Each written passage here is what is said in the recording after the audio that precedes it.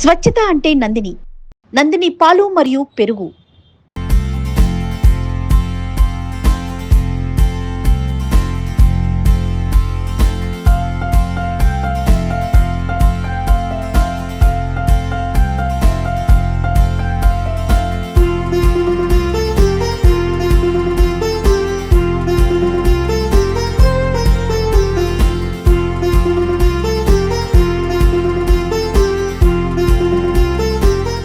ఒక సీఎం తలుచుకుంటే ఏమవుతుందో తెలుసా?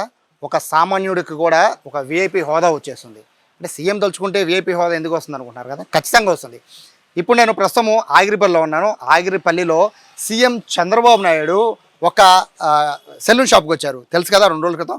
ఆ సెలూన్ షాపు రావడం వల్ల సెలూన్ షాపు యజమాని ఆయన లైఫ్ మారిపోవడమే కాదు, ఆయన ఒక సెలబ్రిటీ అయిపోయారు. ఎంటైర్ ఆగిరిపల్లి మొత్తం కూడా ఆయన కోసం రోజుకి 10ల సంఖ్యలో వచ్చి చంద్రబాబు గారితో ఏం మాట్లాడారు, ఏం చెప్పారని వాళ్ళందరూ వచ్చి అడుగుతున్నారు. ప్రస్తుతం నేను ఆ సెలూన్లోనే ఉన్నాను. ప్రస్తుతం ఆగిరిపల్లిలో ఉన్న జగన్నాథరావు సెలూన్లో ఉన్నాను. సార్ నమస్తే.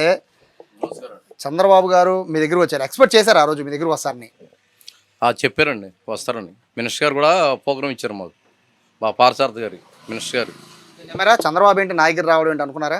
అనుకున్నామండి, నమ్మపోయినా మినిస్టర్ గారు కవర్ చేశారు. ప్రోగ్రాం మీదే రాసాం, బీసీ క్యాండిడేట్ కదా రాసాం, జాగ్రత్తగా చేసుకో అని చెప్పారు. మినిస్టర్ గారు చెప్పారు. సర్లేండి అన్నాం. వస్తారనుకోవాలి అసలు మేము, మా షాప్కి వస్తారనుకోలేదు. వచ్చారు బాబు గారు. వచ్చినందుకు మాకు చాలా సంతోషంగా ఉంది. ఎందుకంటే మాకు చరిత్రలో మరి బాబు గారు వస్తామంటే మాటలు ఇంకా అని అన్నాం. రాగానే పాపం ఇక్కడ కూర్చోబెట్టాం బాబు గారిని. కూర్చున్నారు. కూర్చున్న తర్వాత మీరు ఎంతమంది అని, మీ నాన్నగారికి ఎంతమంది అని అడిగారు. మేము 6 అన్నాం. 6 బాబు గారు అని చెప్పాం. చెప్పినాక మా అమ్మగారు చిన్నపిల్లలు అప్పుడే చనిపోయిందండి. తర్వాత మా నాన్నగారు చనిపోయారు. ఇక చెదర అయిపోయాం. ఎవరికాడ పని వేసుకుని నేను స్టేట్ బ్యాంక్ కాడ పెట్టుకున్నాను బాబు గారు. మళ్ళీ ఇక్కడ ఎదురుకొచ్చి మళ్ళీ అక్కడ తీసేమని అక్కడ పెట్టినాను బాబు గారు. మళ్ళీ ఇక్కడ ఎదురుకుండా పెట్టుకున్నాను బాబు గారు.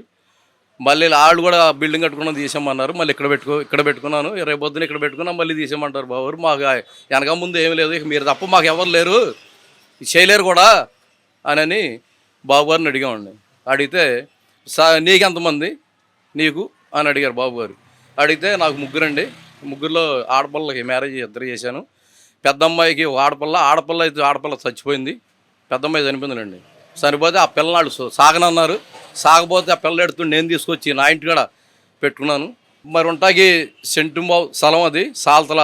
మళ్ళీ మా అబ్బాయి, నేను, మళ్ళీ మా ఆవిడ గారు, మళ్ళీ ఆమె లెక్కలేదు కదా, ఆమె పొజిషన్ ఆమెను చూసుకుంటాం, ఇవన్నీ నేనే వండి పెట్టుకుంటాం అని చెప్పాను బాబు గారికి. చెప్పిన తర్వాత బాబుని పిలవమన్నారు. బాబుని పిలిచాం.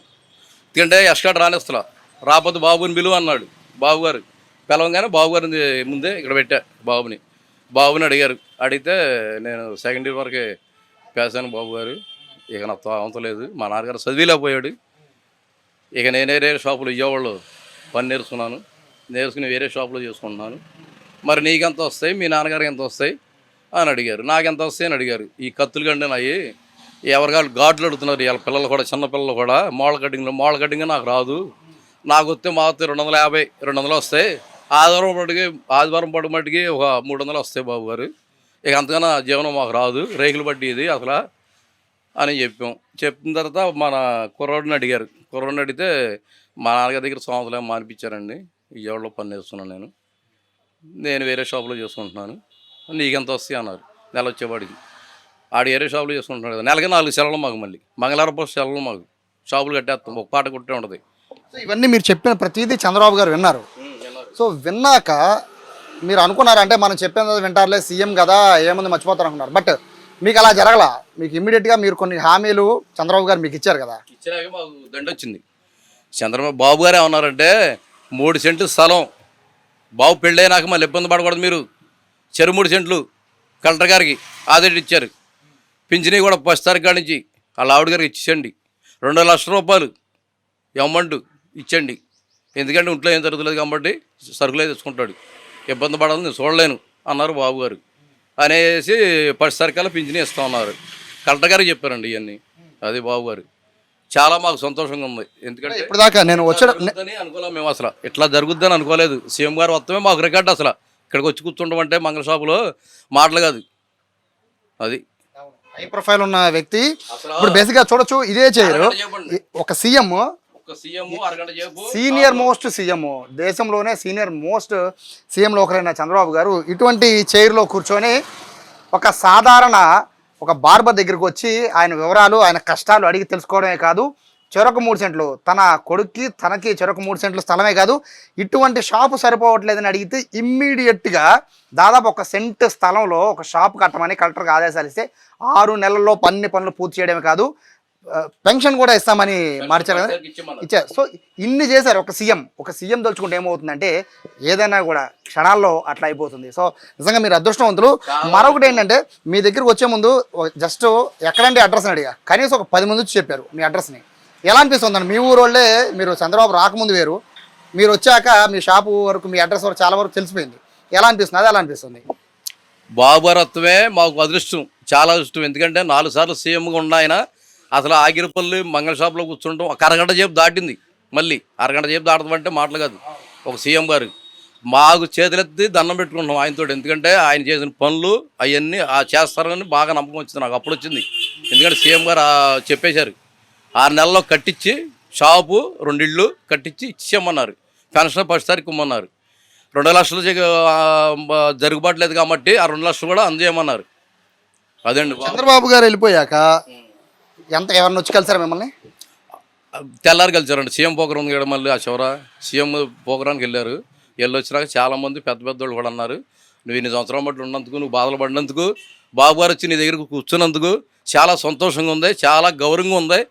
అసలు చరిత్రలో అసలు రారు, వచ్చారు కాబట్టి చాలా మంచి పద్ధతి అని చుట్టుపక్కల 23 కూడా అదే మాట అన్నారు. మీరు ఫేమస్ అయిపోయారు, ఏరియా మొత్తానికి ఫేమస్ అయిపోయారు. వల్ల అది బాబు గారు లేదు, బాబు అసలు దిక్కు దివాణం ఏం లేదుగా, అసలు ఏం లేదు కండి.